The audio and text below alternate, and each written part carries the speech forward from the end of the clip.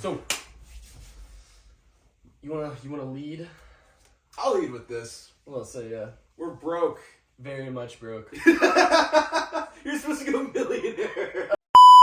Oh, broke millionaires. That's a good one. No, I'm Chris. I'm Austin. Yeah, we're broke millionaires. We've been running this business for About 6 months. 6 months now. Holy shit. Yeah. Holy shit. Almost half a year. So Yes. instead of starting with that, I guess more of a backstory on how we got here. exactly. So we met in high school.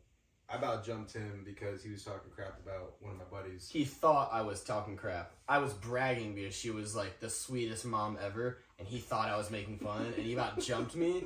And afterwards, like the friend whose mom it was, he was like, "Yo, no, he wasn't talking crap," and he was like, "Oh, oops." But Yeah, no, I was a sophomore and he was a junior in high school.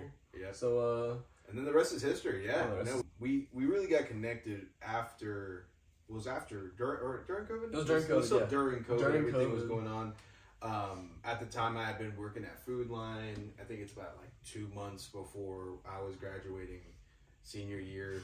I'd been working at Auto Bell at the time. Mm-hmm. You miss it? Nope. Hey, it was like before COVID, I was getting like 25 an hour cash tips alone. That was kind of fire, but then COVID hit and it went down. So bring us to today though. So I mean, I'm turning 21 in 2 months, but a month and a half. He just turned 21 this past weekend, but Yeah, today's April 15th, 2024. Okay, so we were working. So He was at Food Line, I was at Auto Bell, and one of our mutual friends had come to him with an opportunity. And he tortured me into it. He was sitting there going like, what's your plans after high school? And I had nothing. No plans for college. I was gonna work groceries. only tomfoolery was planned. Yeah, I was gonna be a merchandiser like the rest of my family was. No other plans. I was making like $200 every 2 weeks. I was like, That did not last. No car, no license, nothing, no money. But he got to a point where he was just like, why don't you just try something new? I'm like, no, it's beyond me. Then he recommended me this first place. It's called, it doesn't exist now. It's Superior Energy Resources. He's like, they have an $800 sign-on bonus. A little 2-week training thing. So Yeah, 2-week training. 2 weeks of training, and you get $800 compared to the $200 you were making. It was like, golden ticket idea. It was a sales position. It was door to door. So he actually drove me to my first interview. Ended up getting it, got in, and I was one of the first of 3 employees. A super small sales company. He came on, I want to say 1 or 2 months. I think it was 2 months later. 2 months like later. maybe 1.5. But Yeah, but it was great. It was the first time. It was door to door sales. We're out here knocking on doors, trying to get people to sign loans for $20,000 to $80,000. Yeah. Which I did surprisingly. Yeah, good. which is weird. Yeah, I mean, us being we were both 18, right? Yeah, I was 18. We were kids going up to people's doors, knocking on the door. We didn't really know what we were talking about, honestly. Long ponytail. It was good for a little bit because it was like, you would get a sale, you'd get half your commission up front, the other half whenever it actually got installed, which was like months later, or at least you were supposed to. Sometimes I'm still waiting on some of my commission checks, and that was what 4 years ago now. Yeah, 3 years ago. So most of my deals fell through because honestly, it was like, I don't really know why they fell through. I don't know if that was. No, you got most of your deals whenever you're hanging out with me. So. I'll say that's not true. So, the only sales we got as a company was me. I actually carried that company the entire time, but like the whole entire company was ran out for me. Again, I found out that if you knock enough doors, you can make a couple grand off of a client, right? Which was highway robbery for the deals I was selling. Again, it was such a weird opportunity because it was just a bunch of either high school dropouts, guys who didn't know what they were doing. Me and him still just fresh out of high school. I wasn't even out of high school. This was actually my summer before senior year.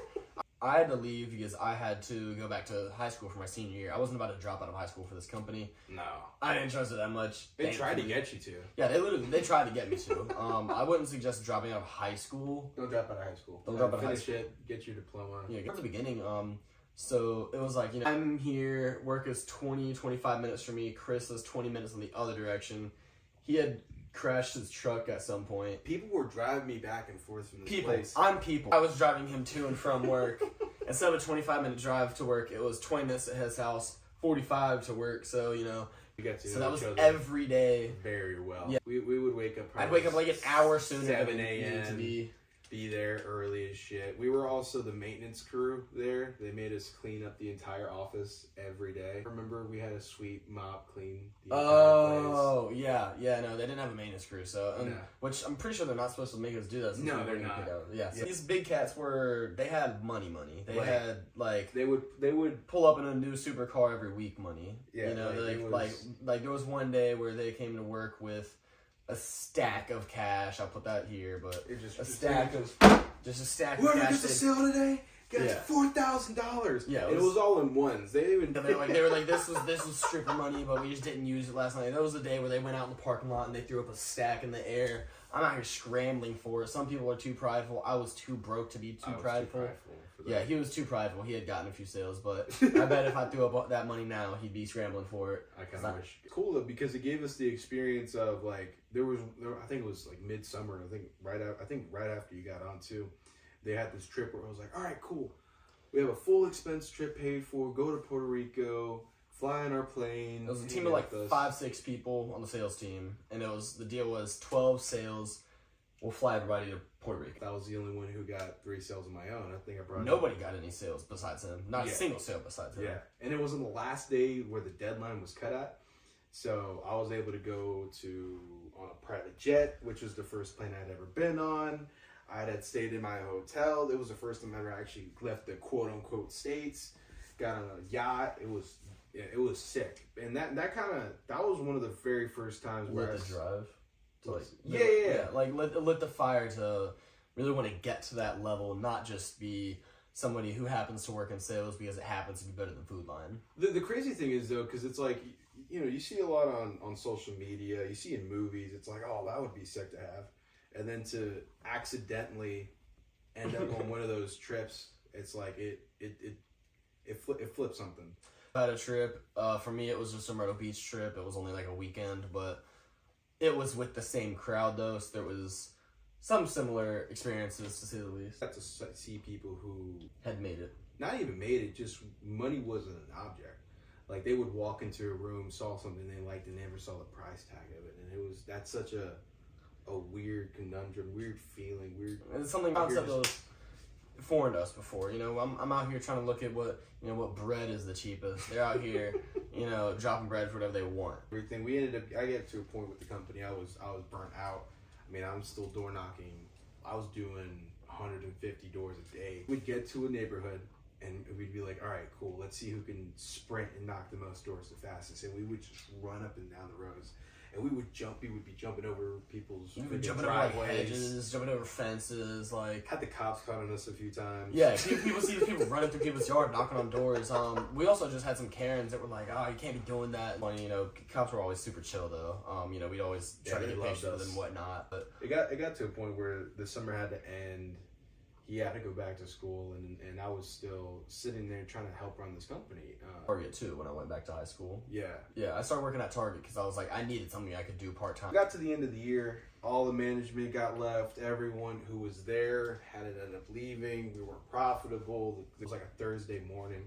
I was like, I'm out, and just drove home. When I got into corporate sales, and they're like, hey, are you still looking for an opportunity? I'm like, yeah, that'd be great. It was a little bit different. It was websites, digital marketing, SEO, ad campaigns, and stuff like that. And I've been the youngest person that got hired there. This is a big company. This is multi-million-dollar company. I've been in business for 10 years, had hands in a lot of pockets. It was crazy. And so I went from doing door to door to sitting in an office, just dialing the phone. I was able to get myself a new car, was able to start working out more, started taking care of myself. He's doing all this after I finally finished my senior year of high school. I was still working at Target, just trying to rack up as much money as I could before we went to college. Because at this point, I was like, I'm just going to go to college. I had no clue what I wanted to do. I really didn't want to go to college. It was more my parents kind of making me go to college. I went to Appalachian State University just because I was like, hey, I love the mountains. I love the cold. Turns out I don't love the cold. Not that cold. It was also, the whole party life they tell you to worry about, the whole just make sure you go to class. Like everybody says that, just go to class. It's super simple. Just don't get into the college lifestyle of skipping class and getting into bad things. And I did exactly that, and you know, can't really dip into it. Didn't want to get into it. I went home fully with the intention of going back to college after my first year of college. And first time ever, I had one, not lived with my parents, and two, first time ever not having a job since like the age of like 15. Like I had college loans, but it wasn't. I didn't get an allowance like a lot of kids did. But we, you know, anyways, so when I got college, I had $2,000 in my savings account, and I had a credit card with like a $2,000 limit, and no job. And between partying and also just the living situation there was very bad between food and housing. So I was just spending a lot more money than I had intended. And I had just really spent like, I totally exhausted my savings. I had almost maxed out my credit card. Like I had no money. I was broke. Him and one of our other friends, you know, hit us up and he's like, yo, like, let's go to Hawaii. And I was like, how much? I was like, yeah, was not the right answer, honestly. Just go on a vacation for I'm the brokest I had ever been.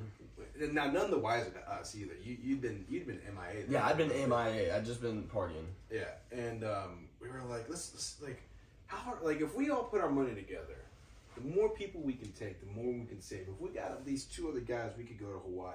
Yeah, I was in the middle of doing like a midterm. Like I literally had a like I was like, hey, I can't really talk about it right now. I was like, send me the numbers y'all come up with. But either way, so he calls me. Do you think you could put together like $2,000 to go to a trip to Hawaii? And he was like, by when? And I was like, by probably like mid-May. Yeah, the by when was already like not the answer he was expecting. No, yeah, I was like, by May. He's like, all right, let me get back to you. Sure enough, a day later, we got back and, you know, we started planning it out. So up at App State, they don't have Uber. They have this thing called Beep. You would pretty much post your phone number, say like beeping from 7 p.m. to 2 a.m., you know, $3 a head, $4 a head or whatever. And then people would just text you like, hey, can you give me a ride from here to here? I also joined a fraternity while I was up there, which really like, the frat life just honestly it wasn't really that much for me. But there was times where I was beeping for a party, and I would make $300-$400 in one night.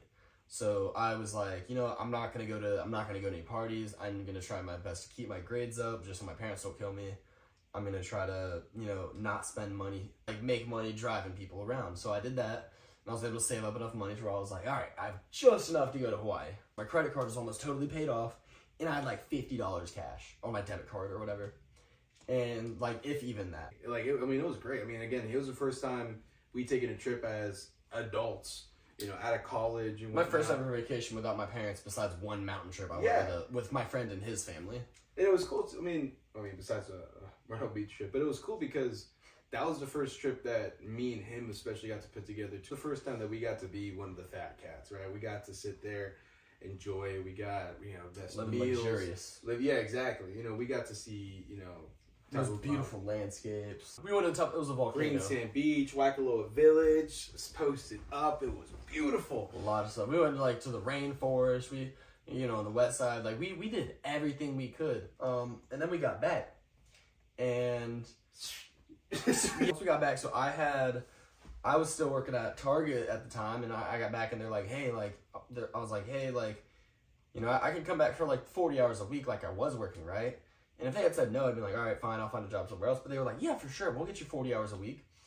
And they just started giving me like, you know, like they would give me a 12-hour week, and then they would give me like a 6-hour week, and then like a 10-hour week. So I'm like, great. In 3 weeks, I've worked and doing 1 week of my old scheduling. So I have expenses, you know, I have insurance, I have college debt, I have a little bit of everything.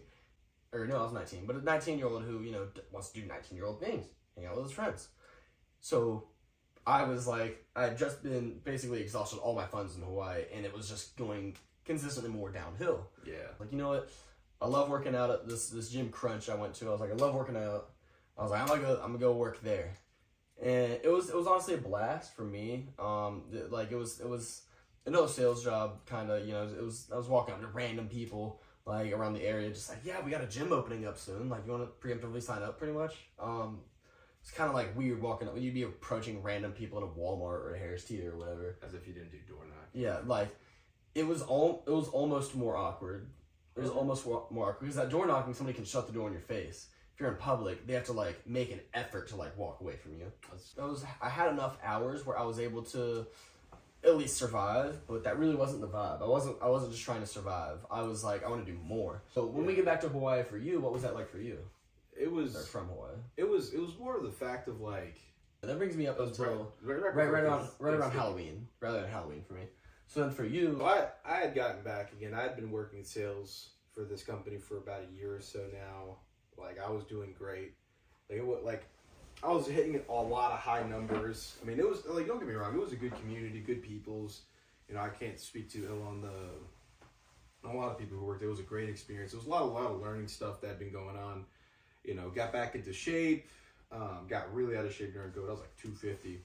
Figuring out all this stuff I wanted to do financially, that got taken care of. And then I started finding all the things spiritually. You know, I got into jiu-jitsu, started fighting, something that I've always wanted to get into, and found the love of traveling, wanting to hang out with friends, and just, there was a lot of things that I found out. I was like, oh, first time in years that I'd ever actually like enjoyed living versus trying to and just survive. Yeah, exactly. Yeah.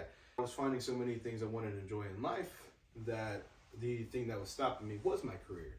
It used to be the opposite way around. I didn't know how to enjoy life, so I'd invested in my career. And it's like we left Hawaii, it kind of tainted my vision of, oh, I can work in corporate, I can do a 9 to 5, you know, whatever, I can do that. And it ruined it for me. Continue. I just wasn't in the environment that I needed to be in, right? I kept becoming a bigger fish in a smaller pond. And so my buddy, same guy, and he's great.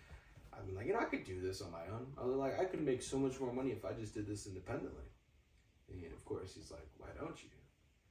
I'm like, well, I don't see why not, but I don't know. Towards, I think it was October. Yeah. They were like, you know, you have to make a certain amount of quotas, or we don't know what to do with you. We're gonna have to put you in a different position, get you to do whatever. I was like, I can't do that. Came to the end of the day, and I had been hyping myself up. I was like, I'm gonna start this company. I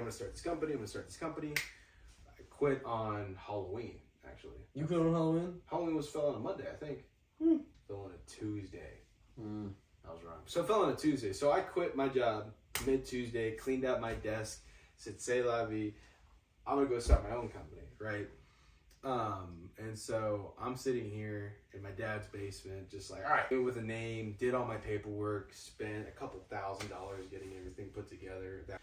I got a computer that was loaned over to me, still using it to this day.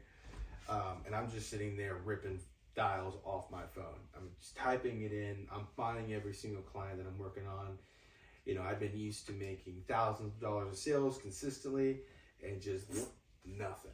Like, I just hit a brick wall. Same business practice that I'd been doing with the old company with. It was marketing, it was SEO, ad campaigns and whatnot, doing the same pitches. It was just something about it wasn't right. Getting out of the corporate environment and just being alone in that space. But on top of that, it's not just the path less traveled.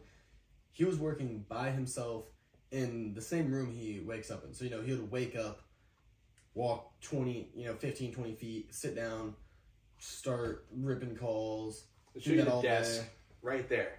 That's the desk. Yeah, this was the desk. So it wasn't even a desk. It was a little like, what do you call it, a credenza or something? It was a little like shelf, cubby shelf. It's where I'm calling from everywhere, from New York to Texas to California, then even to Hawaii, right? Like, I am ripping hundreds of dials every single day, just getting rejected. And I go, all right, time to go to sleep and do it again. And this went on for about a month and a half. This went on for about almost 2 months. Well, about a month and a half before I was there, right? Month and a half, yeah. Now, keep in mind, in this time, when I was trying to talk about starting a business, you had been on the fence about staying home about college. I mean, I was like, when I first got back from college, I was initially like, my plan was to go back. But then I thought about it more, and I was like, I can't go back. I was like, I don't have the money to go back, but the person I was becoming, the habits I was getting into, I really didn't want to do. It was just not who I wanted to be. So he's sitting here working at Crunch. I've been telling him about me starting this business for, I think, like maybe two months before I even started it. He's like, yeah, whenever you get it started, just let me know. I was like, all right, cool. He's like, just whenever you get it started, let me know. I'm like, all right, cool. And it's slowly getting close to October 31st. And then he got it started. And then yeah, it was a business, but the way the business was established, you might as well wrote City Block Media on a sticky note, stuck it on the wall. That was more of an establishment than he had. Oh yeah, like the organization factor wasn't there, which that's one of my strong suits more than his. But and I'd been sitting, I'm like, kept asking him, like, Austin, when are you gonna come on? When are you gonna pull on this? He's like, oh no, I'll do it. I need some time to see to think about it. Yeah. I was like, dude, he's like, do you got any sales yet? I was like, do you have anything like at all? He was like, well, you know, we just got to do it. I was like, but do you have like anything like at all? I was like, I don't want to quit my job for, you know, I don't want to quit my job for like, not that I didn't trust him. It was more that I was like, I don't know if he knows at all what he's doing. I was like, I don't want to drop everything and just like hop on this sinking ship, you know? Yeah. So I was like, I had told Feast. There was a few weeks of back and forth, and finally, there was one night I had been on the phone with them. I think we were on Call of Duty. It was just one day I had not been in the mood. That whole day just getting torn apart, right? That's why I told you, I was like, dude, if you're gonna keep telling me you're gonna do this business and then just not show up, just tell me no. Like I tore into you. He was trying to be harsh. He was trying to be a douche. He was trying to get the point across of like, dude, you keep saying you're gonna do this, and now you're not coming on. And I was like, hey man, I was like, I want to come on. I was like, but I'm just wondering if you have something real. It's like if you're just waiting for something to go, and it's like I don't want you to come on anyways. I was like, at that point, man, I was like, I appreciate it. Just don't keep telling me you're gonna come on. Yeah. So then I showed up the next morning at like 8 a.m. So I was like, all right. I was like, I mean, well, obviously you're not gonna, you know, if it's by the time he has something to show, he's not gonna accept any. What the job actually is. You just say sales. I'm like, I don't know what we're selling. I don't know what the company is. I was like, do you even have a name for the company? By the way, I wanted details, and he didn't have details to give me. So I was like, hey man, I like this is a big risk. I like what are you trying to do? You know, it was like these are details. I'm like, hey, I need to know more before I like drop this and like join you. And there was a little bit of miscommunication where like those details weren't provided. And I was like, dude, I want to join you. I was like, but I need something more than that.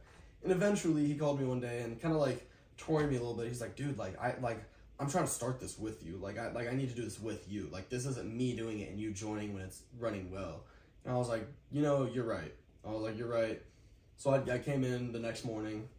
I was a crazy dude in a basement at that time too. Like I'd been in a shed essentially. It was basically manic. Yeah, like my hair was going frenzy. I was like, dude, these are not safe living conditions, and you work here, and you want me to work with you. And I lived there. No, I didn't work there. I lived there. I brought him on because I knew he had good sales drive or whatever. You know, he was great when I worked with him at the. Also, just the general drive to want to get shit done. Oh yeah, a lot of our conversations for a while were just a matter of like, man, you know, it'd be cool to get something started, whatever. And we finally got on the same page. But man, we clashed so hard. A lot of learning curves between differences in coaching styles. Yeah, coaching styles, teaching styles, just miscommunication. It was just clashing. It was two stressed out, broke dudes, both not making any money, stressed out because it's like we weren't making money together, but like we were together not making money. We got around to it. We got to a point where we started like we had to really rough out some edges, but we got there. Oh yeah, and then. We you know, he sat down. This guy is a freak in the sheets when it comes to Excel pages. I mean, it's beautiful. So he started making a lot of sales stuff to help me out. Start organizing. Created a total CRM. I created like total CRM so we could manage like different people were calling. Like there's a real organized way to do it. I started making spreadsheets for expense sheets and whatnot. So that way it's not just like, hey, like when do we make money? It's like we actually knew what was going on. Kind of just organized. I was doing more of the operations part, I guess. Oh, yeah. He definitely transitioned into that. Let's get into the first sale. So, first sale happens, and, you know, we sell it. We're celebrating. I mean, we got a picture from our first sale right here, but, so we're celebrating. It's like, you know, we're hyped. We're like, dude, we're doing it. Like, we're finally doing it. We're making it work. And we're like, great. We're like, we can keep making these sales. It's going to be great. So he makes the website, and then we're like, he tries to do the SEO plugin. He's like, I don't get how this works. Turns out the SEO plugin that he thought we were using, keep in mind, this was more like At this point, it was his company. I was an employee. Yeah. Like that. At this point, that's how it was. It was his company. I was an employee. I was just a sales guy. I was like on the ones I got. I won't get into numbers. Basically, he was gonna do like the websites and SEO and whatnot. So he realized the SEO thing was actually just a tool for a small portion of the SEO. It was a tool for that bit. You still have to set it up and do that stuff, but it was a tool for that. Out of this, yeah. He thought you bought a lacrosse stick and you were a lacrosse player, basic. So it was very much a struggle of like a learning curve, because then we're like, well, now we've made it work, and we're like, but like now what? We're like, we don't know how to deliver on this now. We're like, holy shit, like. I mean, not only were we worried about our client more than anything, we're like, one, we don't want to lose the client. Two, we don't want to ever do anybody dirty. Yeah. But we're like, how are we supposed to do this? We had a long talk, and we're like, okay, total reorganization. We're going to do Saudi Brothers. In the term. So, Saudi Brothers, in essence, because, again, it's very popular, I'm going to say Middle East, whatever, where it's very common in a household where people... You don't own anything the family does, right? If there's a car in the driveway, it's all hands on freight. It's a community thing. It's a household thing, and so in order for us to get in-house communism, yeah, exactly. In-house comrade. No, it's kind of that idea though. So it's like if we were like, we'll be like Saudi brothers. So we're not actually blood brothers, obviously. If you couldn't tell, I'm way more tan than him. So the whole Saudi brothers thing, we're like, we'll go all in on it. We're, if we're in a sinking ship, if he's in a sinking ship, I'm in a sinking ship, and vice versa. If one of us needs help, obviously. Long story short, so it's like, so we're like, we'll go Saudi Brothers. So instead of, it's his company and I'm an employee, we're like, okay, we'll do a partnership. So we'll do a partnership. We'll split everything. And he's gonna do sales. I'm gonna build the websites and do SEO. So I'm like, we got a client, and we're like, well, crap. So I'm now learning from scratch. So it was taking me forever to learn this, or it felt like forever, because I'm like... So we decided that while he's learning the super complicated system, I'm just chucking at sales. So while I told him, I was like, okay, dude, take off all sales. Don't even worry about it. Just give me a CRM that I can use, and I'll start ripping dials. And we got to a point where he was just sitting day in and day out, just studying his ass off. I mean, with Webflow, as complicated as it is, learning SEO, general SEO, doing as much as around the clock. It come into the new year, all those 3-month contracts that had came into place started hitting, and so we had finally had started turning profits. I got a video of the first sale that we had gotten done. We were using Square at the time. Square. The biggest things that we needed to have was a payment processing system. When you set up on Square, anyone can do it. Anyone can do it. That's one of the biggest issues. So we had about $200 to $2,500 that were supposed to be run within a weekend. Now, keep in mind, neither of us had seen profit for 2 months straight after me spending money, start the company, me surviving off of it. Luckily, I had family to help support me in that, and then nothing. I called up Square. They withheld our money. I wasn't going to hear jack for 90 days. They blocked my number, blocked my email, and the only thing I could do was sending one email a month, and they were going to withhold it for 90 days. And they pretty much also told him, like, if you try to contact us about this again, we're gonna basically control your account. I forget what it is, but they pretty much were like, yeah, you are keeping your money, and if you even try to contact us, like, we're gonna make it harder for you. And this is after... And keep in mind, we're both dead broke. This is after a few months of neither of us getting a paycheck. Right. We're already working on these websites. I'm paying for these websites out of my pocket.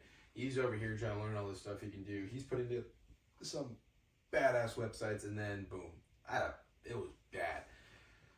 Luckily, we spammed the hell out of them. We did some backdoor deals with Square, ended up getting all of our funds released to our clients, and then we ended up moving to Clover. Please never use Square. Yeah, don't use Square. Don't. Finally get set up with Clover after that, and run into the exact same situation a few months down the line, and it was a pain in the butt. Now we have a new operating system, but for the past, we've been through 3 operating systems, payment processing in the past 4 months now. is I'm still in school, but I'm kind of like getting away from that. So we're kind of all in at this point. You know, we had a few different issues between getting, like, you know, he was selling sites like hotcakes. I was, you know, while he's selling sites like hotcakes, I'm, you know, fighting for my life trying to build them in time, because at the time I just didn't have the skill set to do so very well or very quickly. You know, we had to go over a lot of hurdles and stuff, but then... Yeah, I mean, like, those days of just us being able to sell and just going back and forth, that brought me out of it. I got off my hot streak. He's having to catch up with the stuff I was doing. That brings us more into today of what we're actually able to handle, right? So, with that being said, again, you're doing school part-time still right now. Well, I'm a full-time student, but I still do it like part-time. Really just so my parents give me a place to live. But I'm also doing, during school though, I'm doing classes that matter, such as like financial accounting, intro to business, principles of marketing, stuff like that. Stuff that actually helps us. Stuff that's actually very applied to. I'm currently not in school for a degree. I'm in school to learn. So that's where we're at. But the thing is, just, you know, it kind of brings us to our current situation. Not only are we working at my mom's house, but I still live with my parents. He still lives with his parents. So it's kind of to the point where it's make or break. Yeah, it's make or break. So really more make at this point. Yeah, it's more make. So we're not gonna break. Unless we have to. Yeah, we have to. So I'm pretty much I've this deal with my parents where it's gonna be I'm gonna drop out after the semester, but I have until the end of the year to make something work and move out.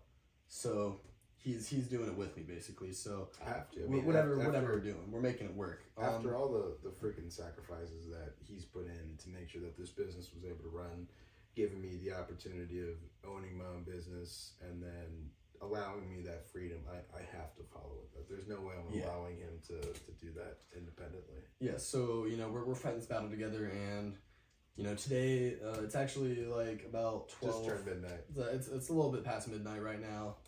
On April 16th, we have 243 days. I got the mark. We got 243 days until December 15th, which is pretty much when our deadline is for making $6,000 net profit between the both of us. So if you want to write like $6,000 too, so $6,000 net profit. That's $3 for each of us. Gosh, I thought that was a spider. $3 for each of us. So that is going to be. That's the minimum amount. That's the minimum. That's the bottom line. We can get a decent place. We can at least have ramen noodles. Yeah, you know what I'm saying? That's kind of like, that's more survival. But we're gonna kick that out of the park. That's very much. No, I want to hit this by midsummer. Yeah, we're gonna hit this by midsummer. So but the thing is that we don't hit that by that time, we're homeless. Like we wish it was clickbait. It's not. It's not.